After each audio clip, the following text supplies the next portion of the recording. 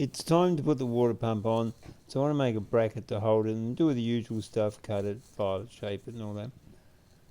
I don't have a lot of space where I can make a bracket, so I need to make it thin and you have a lot of right angles on it so that shape gives it strength.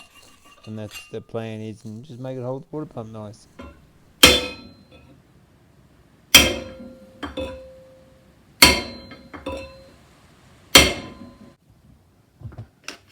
The plate's made now. The plate just goes on like that. I just put a little spacer there and there.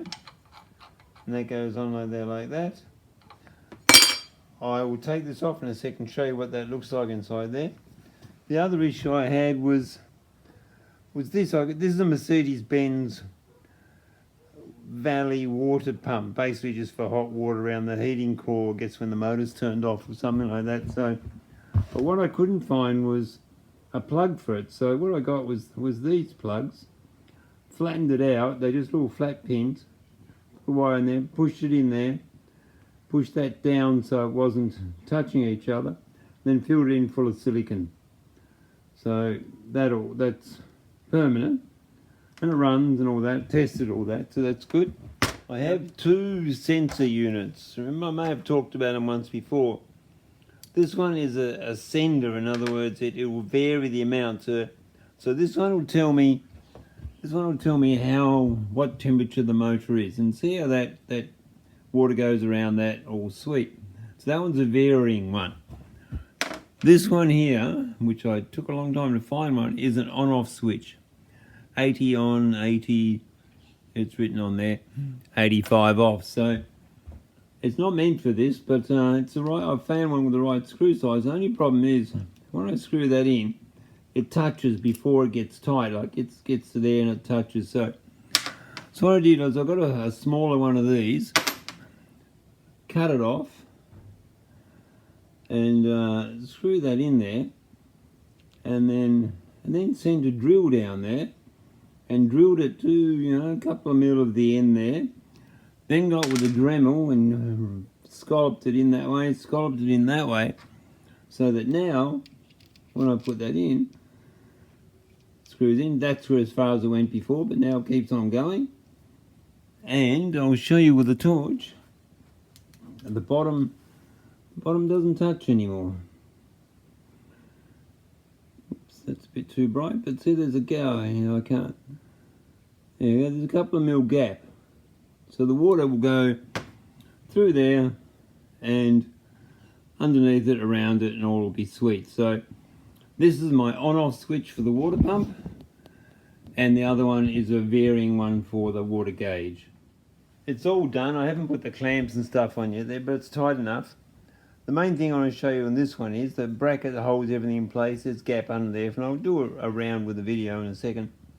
But the main thing is that remember I went to the trouble of rubber mounting this. Well, now if I push on it, the whole lot, this is rubber mounted as well, so the whole lot moves together. So that's good, and I'll show you the rest of it. Like that. It's like a little super turbocharger. The other side, they just go through like that, through the other side. Nothing to see here. That's it.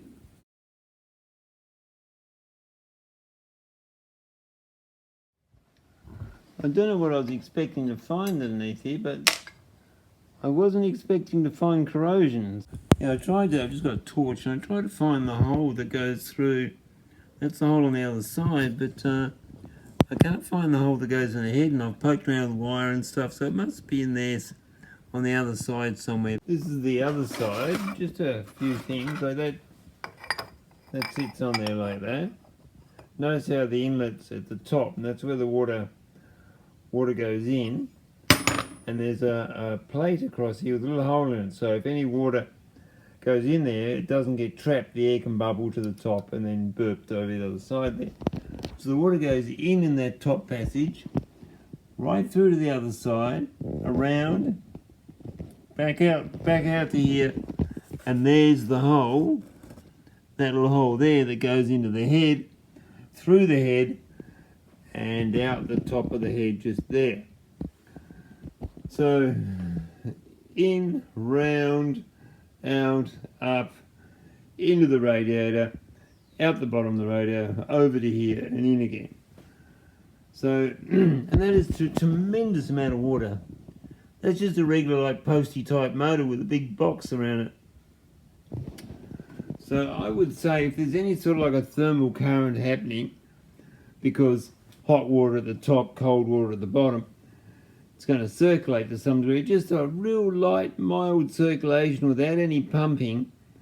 Probably the motor will never overheat. So probably run too cold if anything. Anyway, that's how it works. It's all cleaned up. I got rid of the corrosion. It's all full of corrosion. So I'll just bolt that back together and that'll be good then.